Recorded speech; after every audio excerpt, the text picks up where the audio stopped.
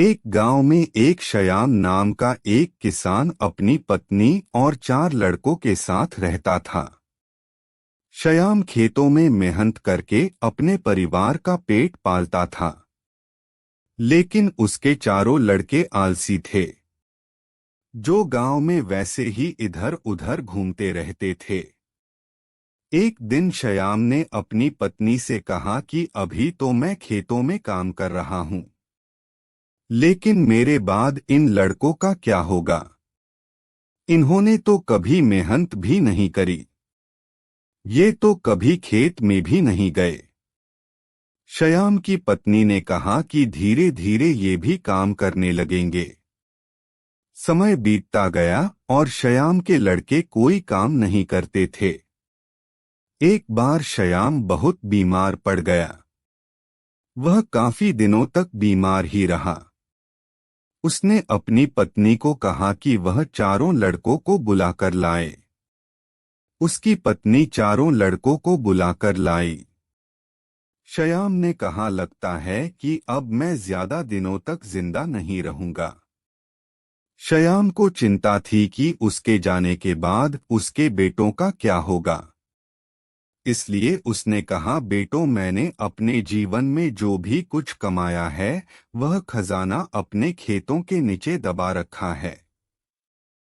मेरे बाद तुम उसमें से खजाना निकालकर आपस में बांट लेना। यह बात सुनकर चारों लड़के खुश हो गए। कुछ समय बाद श्याम की मृत्यु हो गई।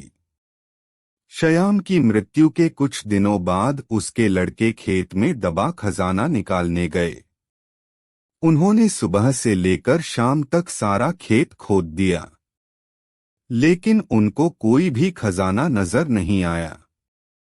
लड़के घर आकर अपनी माँ से बोले, माँ, पिताजी ने हमसे झूठ बोला था। उस खेत में हमें कोई खजाना नहीं मिला। उसकी माँ ने बताया कि तुम्हारे पिताजी ने जीवन में यही घर और खेत ही कमाया है, लेकिन अब तुमने खेत खोद ही दिया है तो उसमें बीज बो दो। इसके बाद लड़कों ने बीज बोए और माँ के कहेनुसार उसमें पानी देते गए। कुछ समय बाद फसल पककर तैयार हो गई, जिसको बेचकर लड़कों को अच्छा मुनाफा हुआ, जिसे लेकर वह अपनी माँ के पास पहुँचे। माँ ने कहा कि तुम्हारी मेहनत ही असली खजाना है, यही तुम्हारे पिताजी तुमको समझाना चाहते थे।